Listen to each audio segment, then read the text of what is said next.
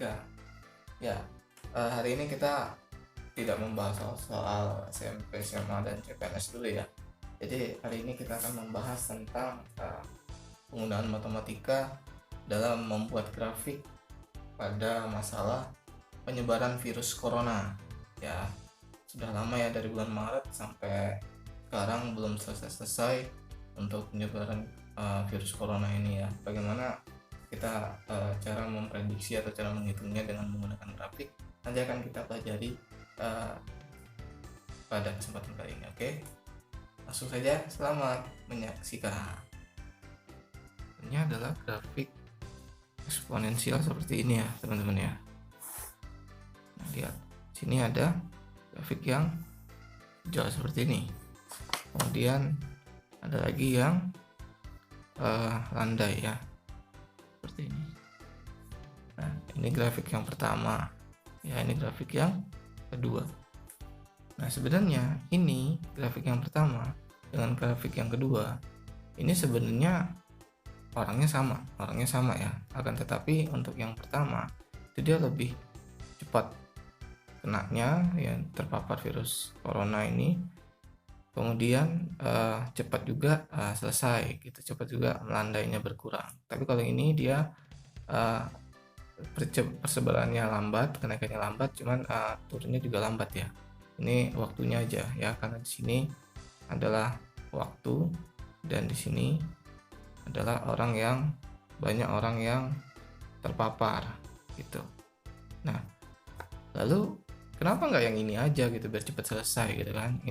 Kenapa nggak ini aja biar cepat selesai? Kan di sini waktunya lebih cepat kan, di sini lebih cepat meningkat, lebih cepat menurun gitu.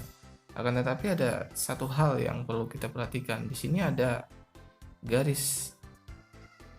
Ini dia. Ini ya. Ini ada garis di sini. Garis apa itu? Ini adalah garis fasilitas kesehatan kita ya. Di sini ada rumah sakit, kemudian ada dokter, kemudian ada perawat, kemudian ada alat-alat kesehatan. Nah, seperti ini teman-teman, alat kesehatan dan yang lain sebagainya, rumah sakit, dokter, perawat, alat kesehatan. Nah, kalau kita pilih yang kasus yang pertama gitu kan. Nah, nanti bagian sini lihat yang saya arsir ini, yang berada di atas ini tidak tertangani oleh rumah sakit, dokter, perawat, dan alat kesehatan ini. Nah, akibatnya tidak tertangani, yang ada di sini pasti banyak yang meninggal ya kan. Nah, kalau meninggal ya memang cepat habis seperti ini, tapi masa mau dikorbankan rakyat banyak yang meninggal kan? Enggak seperti itu ya. Nah, lebih baik kita ambil yang landai seperti ini teman-teman. Landai seperti ini, walaupun nanti jumlahnya sama, dia lebih lama, tapi di sini berada di bawah garis sehingga masih tertampung.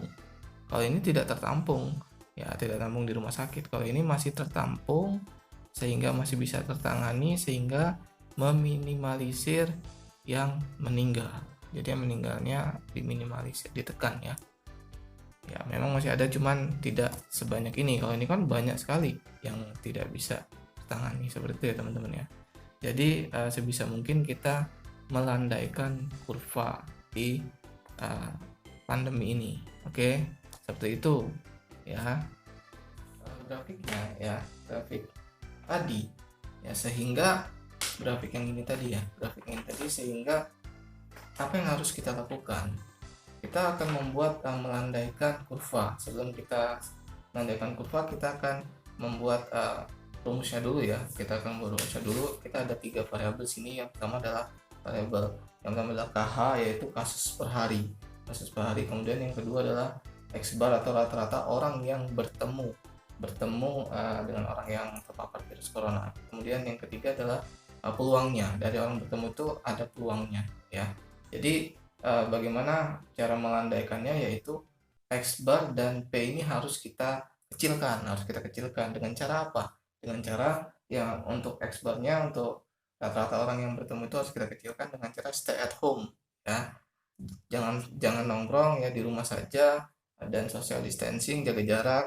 Nah, kemudian untuk mengurangi peluangnya itu kita pakai masker, rajin cuci tangan ya, disinfektan ya, itu mengurangi ya. Nanti akan kita lihat bagaimana kejadian grafiknya nanti ya. Kita akan buat dua, yang pertama dan yang kedua, kalau dikurangi seperti apa, bagaimana perubahan jumlah yang terpaparnya. Oke, sama kita langsung saja lanjut. Oke, lalu bagaimanakah model matematikanya untuk membuat grafik tersebut tadi ya? Kita misalkan aja pertama adalah KH. Apa itu KH? Itu kasus per hari. Ya, di sini kasus per hari ya teman-teman ya. Kemudian kita bisa memisalkan di sini ada X bar. Kalau dalam statistik X bar ada rata-rata ya. Rata-rata kita misalkan rata-rata orang yang bertemu dengan yang positif ya. Kemudian yang bertemu itu ada peluang untuk terpapar ya. Jadi di sini adalah peluangnya, peluang yang bertemu tadi itu peluang terpapar. Nah, sebenarnya dari ketiga ini kita bisa buat grafiknya ya teman-teman ya. Oke, sebelum kita buat grafik kita akan buat persamaannya, sehingga kita bisa buat delta KH itu adalah KH dikali X bar dikali peluangnya. Nah, apa itu delta? Delta itu perubahan ya, perubahan kasus per hari seperti itu. Kalau misalnya kita ini kasus awalnya ya, kemudian kalau misalnya kasus di hari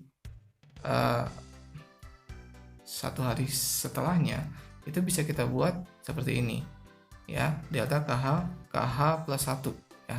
Sini KH plus 1, kemudian bisa kita buat KH ditambah delta KH. KH ini awalnya, kemudian ditambah perubahannya ya. Delta KH itu apa? Delta KH ini teman-teman ya, lihat delta KH bisa saya rubah menjadi ini dia. Berarti delta KH plus 1 sama dengan KH ditambah KH dikali X bar dikali P, ya kan? Nah, sehingga delta KH plus 1 bisa, ini KH-nya bisa kita keluarkan sehingga menjadi 1 ditambah X bar P, kemudian sini KH.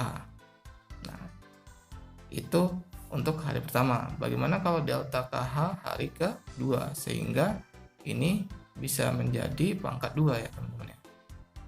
Pangkat 2 ya, kalau sini kan pangkat 1 tidak ditulis. Nah, jadi di sini delta KH kita dapat rumus 1 ditambah X bar P pangkat X KH. Ini rumusnya teman-teman ya. Kita akan buat grafik ini. Oke. Kita ke contoh aja deh. Ya, kita ke contoh bagaimana pentingnya ini ya, grafik ini. Kita buat misalnya rata-rata sehari, ini contoh yang pertama ya teman-teman ya. Misalnya contoh yang pertama adalah dalam satu hari itu ada 50 orang ya, 50 orang yang bertemu pasien yang positif, 50. Kemudian ada peluangnya misalnya masih 2% ya, peluangnya masih 2%.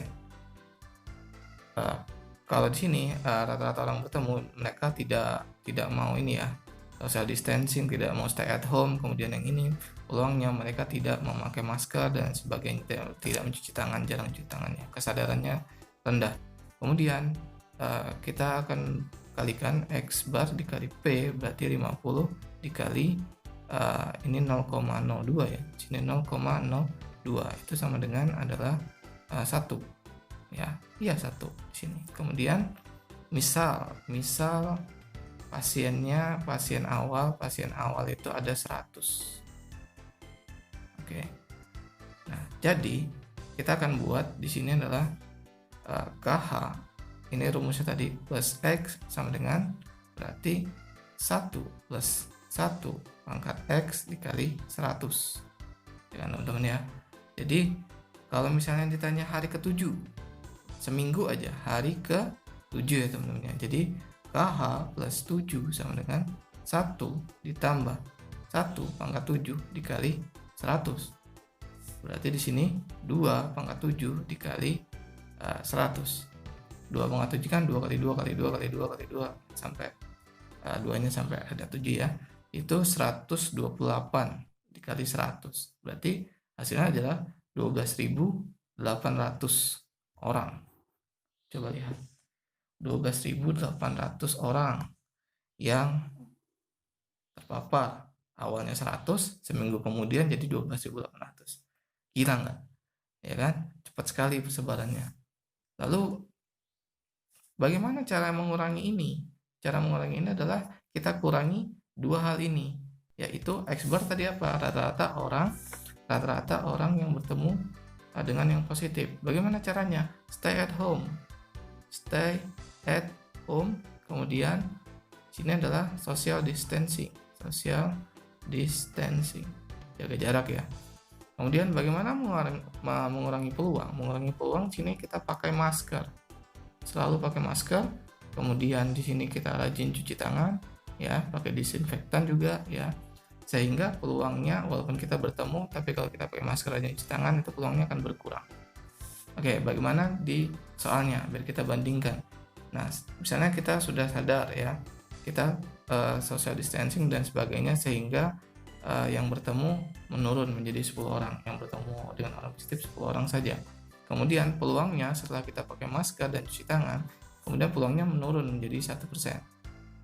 Sehingga sini 0,01 ya, 0,01. Jadi setelah itu kita kalikan sama seperti tadi, jadi 10 dikali 0,01 sama dengan 1 ya. 0,01 sama dengan 0,1, maaf, 0,1. Jadi untuk pasien awal itu 100. Sehingga KH plus X sama dengan di sini berarti 1 ditambah 0,1 ya pangkat X dikali 100. Sehingga di sini hari ke-7 ya, kita akan bandingkan hari ke-7 berarti KH plus 7 sama dengan 1 ditambah 0,1 pangkat 7 dikali 100. Sehingga KH plus 7 sama dengan 1,1 pangkat 7 dikali 100. Jadi hasilnya adalah 1,1 pangkat 7 ini sudah kita hitung 1,95. Dikalikan 100 hasilnya adalah 195 orang. Lihat teman-teman, bandingkan ya, selisihnya jauh ya. Selisihnya jauh sekali. Di sini selisihnya sini 12.800, di ini 195 hampir 200. Jadi selisihnya 12.600 ya. Jadi penting sekali kita stay at home, social distancing dan pakai masker dan cuci tangan sehingga memperkecil X bar dan P-nya. Ya kalau dalam grafik ya, kalau dalam grafik di sini untuk yang grafik yang pertama itu seperti ini keadaannya teman-teman. Lihat ya. Sini misalnya, nah di sini 12.800. Nah, kalau di sini 12.800 berarti 195-nya itu di sekitar sini saja ya teman-teman ya. Lihat. Di sini 195. Lihat. Jaraknya jauh sekali ya teman-teman ya. Kita bisa lihat. Jadi sekali lagi sangat penting inilah ilmu matematika untuk gambarkan grafik tentang penyebaran virus corona ya. Oke, jadi kesimpulannya adalah stay at home, social distancing, pakai masker dan cuci tangan sehingga dapat memperkecil X bar dan peluang kita terpapar sehingga kita bisa menjadi pahlawan untuk menekan penyebaran virus corona ini. Oke. Ya, semoga bermanfaat, kurang lebihnya mohon maaf ya. Silakan subscribe, like dan komen. Saya akhiri, wassalamualaikum warahmatullahi wabarakatuh. Salam matematika.